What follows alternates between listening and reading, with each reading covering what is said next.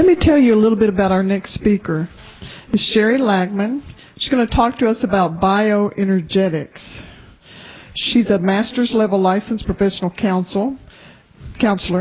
She holds membership in the American Counseling Association, the International Institute for Bioenergetic Analysis, the Dallas Society for Bioenergetic Analysis, and the Heart-Centered Therapies Association.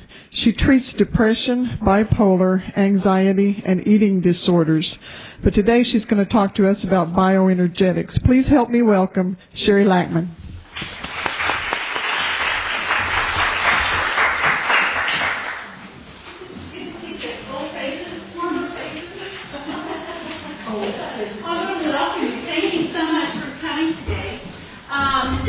Heard of the word bioenergetics? Yeah, tell me what you know about it, if anything. Or do you just know the word? Alexander Lowen. Oh, you're my good friend. Yeah. Al Lowen, who is 94 years young, is the man who first came up with the idea of bioenergetic analysis. Just very briefly, bioenergetics was really born in 1956. Al Lowen, as the gentleman mentioned, is the creator of bioenergetics, and he was a student of Wilhelm Reich. I don't know if a lot of therapists know that name, but maybe you don't know that name. Anyway, Wilhelm Reich was a student of Freud, Sigmund Freud, in the 20s and 30s. And Al studied with Reich in the 30s and 40s. And the Reichian therapy had to do with really breathing. You know, he would just have a person come into his office and have the person breathe and watch him or her breathe. Sometimes Reich would give clues as to how he could or she could increase the breathing, decrease the breathing, and then watch emotions come up.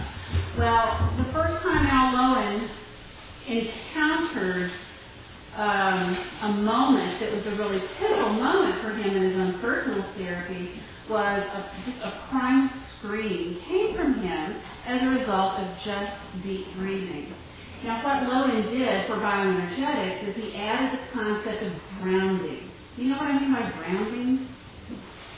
You ever heard? Yeah, some kind of yes and no. Well, the way I define it, not that that's the only way, but just for my own way of thinking, for me, grounding is about feeling connected with myself first before I can connect with another human being. Okay? So it's like, you know, when you're in an airplane and the flight attendant's giving the spiel about should there be a drop in cabin pressure and the oxygen mask comes down and there's a child, for example, sitting next to you, who gets the oxygen mask first? Oh, you're the adult. Because you got to take care of you before you take care of everybody else. Right? So to me, that's one of the ways that I have of defining grounding, which is about really connecting with self before we can connect with others. Now, the whole idea behind bioenergetics, aside from grounding, is creating more joy and more aliveness. Now, is there anybody in this room who would say no to more joy or aliveness in your life? Surely not, right? So, and Al Lowen has stated that his belief is that the way we create more joy and aliveness in our body is through inhabiting our body. So, there's an old therapist quote that says, you know, get out of your head and come to your senses. And in bioenergetics, we say get out of your head and get into your body. Okay? So you see that I have several toys up here. And I call them toys. This is just some of the equipment that I have in my office. I have a lot more. But this is just some of the equipment that I have in my office. And I work with a client, you know, if a client comes in and says specifically, Sherri, I want body work. I want bioenergetic analytic work. I'll say, okay, come in, dressed in shorts and a tank top or a t-shirt, you know, something that you're comfortable in, but something where I can see as much of the flesh as possible. The reason for that is I'm looking for changes in skin tone. You know, what happens when you get embarrassed? Does anybody in here blush? Yeah. So is that a change in skin tone? Yeah. So I'm looking for that, or maybe There's an area of constriction. So in the skin tone, there's lack of color, right? There's color that is lighter than the rest of the skin color in the body. So that's the reason I have people come dressed in a specific way. Now, do I turn you away if you come in a business suit or jeans? No, of course not. I can work with you in anyway. But it's just helpful for me to see as much of the body as possible. And then I look at the person and I as unobtrusively as possible, of course. You know, it's not hard to examine by a person, right? By another person. But as unobtrusively as possible, I then look at where I think I see areas of chronically held tension. Now, does anybody in here have neck and shoulder tension? Yeah. Most of them do, right? And so maybe I'll give you a side view. So maybe the head is jutted out a little bit more like so, right? Maybe the shoulders are a little slumped. I'm kind of exaggerating, but you know, you and I probably see people like this, or with the head jutted out. Or maybe there's a slight twist in the body. See how my hips aren't straightforward, I'm kind of twisted here. Now that might just be a way that I tend to stand, or maybe it's the way I'm standing now, but not my MO of standing, right? But, so I would question the person about history, you know, tell me how you feel when you know, the way you're standing.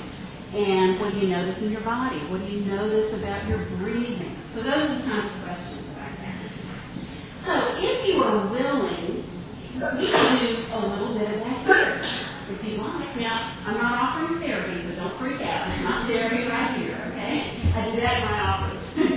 But those of you who want to participate, will just stand, and if you can, just flip your shoes off. You don't have to, okay? Now, what I'd like for you to do, oh, that's a great soul. Thank you so much. And you will be so glad you did this. Believe me, anybody can join in at any time, all right? So what I'd like for you to do, as best you can in the space that you have, is just take a couple of spins around, okay? And then when you face the front again, stop and just notice how you're standing. Now I need to tell you right now, there's no wrong way to do this. Isn't that cool? There's no way to give a wrong answer. Or to do it wrong, or to screw it up. So just notice how you're standing. What is something that you are aware of in your body as you're standing here? Anybody? Knees are locked. Knees are locked. Okay. What else? Leaning forward. Leaning forward. Great. Holding my shoulders back. Holding your shoulders back. Okay. And up. Okay. So they're like earrings, right? But yeah. But making sure that I can do that. Oh, okay. And is that the way you normally stand? No, trying to stand. Oh, see, there's no right or wrong way to do it. How did you normally stand? Probably not quite so. Right. Right. So, kind of shake it out and give me, yeah. There you go. Now, what do you notice when you stop? What do you notice? Knees aren't locked. Your knees aren't locked. Is that normal for you? I don't know. Okay. But see, this is great. I promise she's not a plant. Okay? Plants are good. But no, that's perfect because, gosh, I don't know. Do I normally lock my knees? How do I normally stand? So part of bioenergetics really helps you to become aware of your body and your body's process. Okay? Anybody else want to mention anything you notice? Yes, ma'am. My lower back. Locked in your lower back and kind of, what would you, stiff. Excellent. Locked and stiff. All right. Great. Wonderful answers. Oh, yes, sir. Tenderness in my shoulder. Tenderness in the left shoulder. Okay. And is that normal for you? No. I got flu shots. Oh. Hopefully it'll protect you from the flu, right? All right. So, now let me make a couple of suggestions to you. And for some of you, this may feel really, really weird. Okay? But find your hip bones, not your hips, your hip bones. They're there.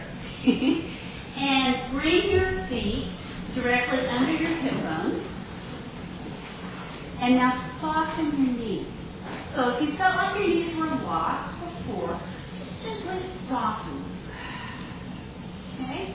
Now, as I said, this may be a completely brand new kind of stance to you. You may be thinking, I hate this, I don't like it. Well, you might have stand that way, right? I mean, what am I going to do? Kick you out? No. So just, you can take a break whenever you want to. So what do you notice about your body now that you're standing this way? Who said that? Relaxed. Okay. And is that close to how you normally stand, or is it considerably different? No, it's different. Okay, so you're feeling more relaxed, right? Anybody else? Taller. I'm sorry? Taller. Taller! Oh, man, I love that. I love to be taller. Yeah, okay. And you, ma'am? It's yoga mountain pose. It's yoga mountain pose without the... Without Scott up to the... Good. Yeah. I do that a lot. Like every time I said, okay, knees over the ankle. Just over the knee. Yeah, I have it back. Exactly. And ears over the shoulders. Yeah, that's exactly right. So look, we're going to call this the aligned position. Okay, even though it may not feel aligned to you, even though it may feel really weird and kind of crazy. Okay, so let me suggest that you, very gently, because this is a wooden floor, right? I want you to take one foot, doesn't matter which foot you're on, and begin to bend the toes back some.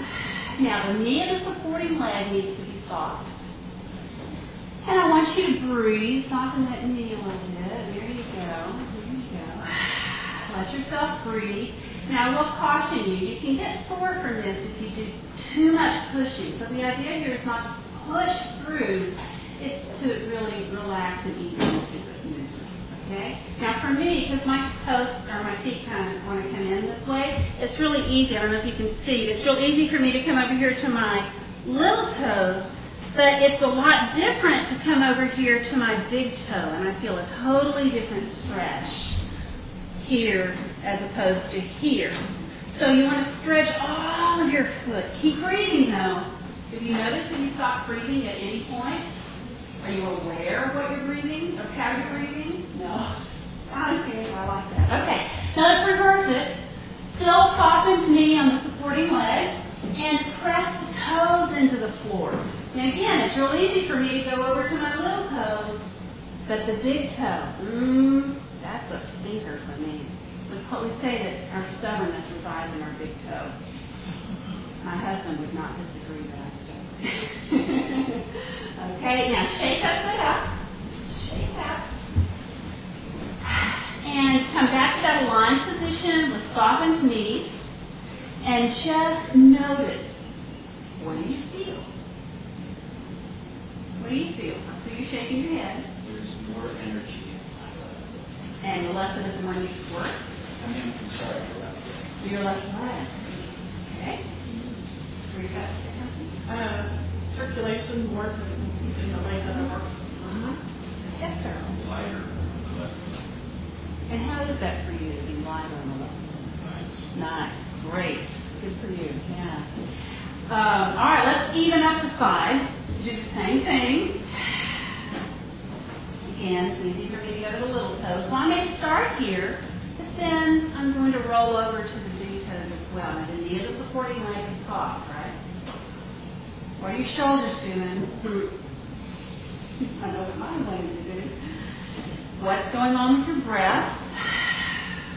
Let yourself breathe. Push. Do you feel the stretch along the front part here of the foot? Yeah, right here. And that might just be my foot. Okay, and now reverse. So you always want to do an opposing stretch, just like in yoga. Lady who does yoga, I don't know that. Is this toe more or less stubborn than the other big toe? More. My stubbornness is pretty even. I got it spread out all over. Okay, now shake it out. Shake it out. Notice what you feel in your body.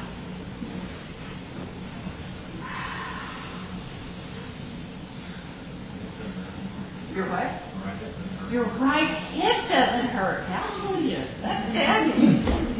You have hip issues, you know, when your hip hurts. The neat thing about this is sometimes just a little tiny tweaking, like this one little exercise, and we just did it once on one side, once on the other, can really make a big difference. Is anybody in here familiar with Feldenkrais and the principles of Feldenkrais? Yeah, I mean, I'm a big believer in that. So just little tiny movements can really make a difference for you. They really can.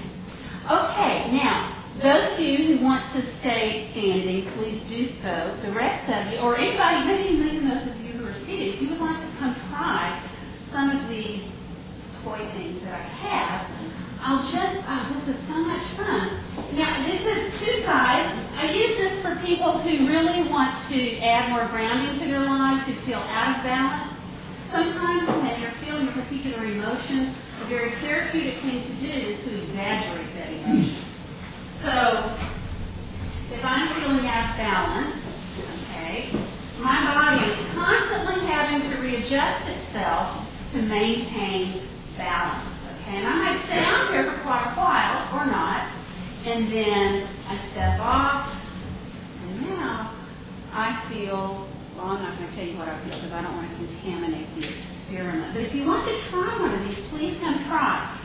You can use either side, the smooth side or the plain side. These little guys right here are wonderful. You use them kind of the same way as this if you're not balancing. But you put them under your feet and anywhere you are on the little ball is anywhere on your feet. I mean, this gets a lot of work done. Anybody in here a massage therapist, or you know about moving that lactic acid out of the body. So by activating the feet with these little touching cups is a great way to really release that lactic acid, which I was going to drink a lot of water afterwards, and also to break up the crunching in the feet. Okay. I also have dowels in my office too, that people, I have different thicknesses. There's big wooden dowels, PVC pipe. I even had a former client who brought in bamboo. So it's kind of nice to have a natural element in my office for that. Now, a lot of you probably know what this is, a mod roller. And you can use this on your feet. You can. However, I really like to use it on my back.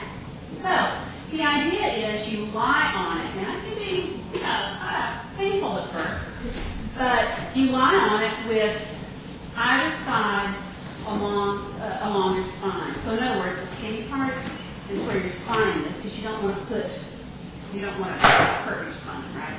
So you place it here at your spine. If you need to get up to move the seat, please do so. But I'll show you how you work it. Okay, so you lie down. Place that, and your knees are bent. And for me, this really opens up a lot of breathing for me. You can stay here for a couple of breaths, then you can kind of move it. All right. For me, it's just easier to move my body than move the roller. And when I do that, and that can be pretty intense. I'm sorry? Yes, you can. Yeah, and you can even have somebody at home who can help you. You can lie down maybe on your stomach on the floor, like on a hard surface, and they can gently give you pressure up and down your spine. And this is really good.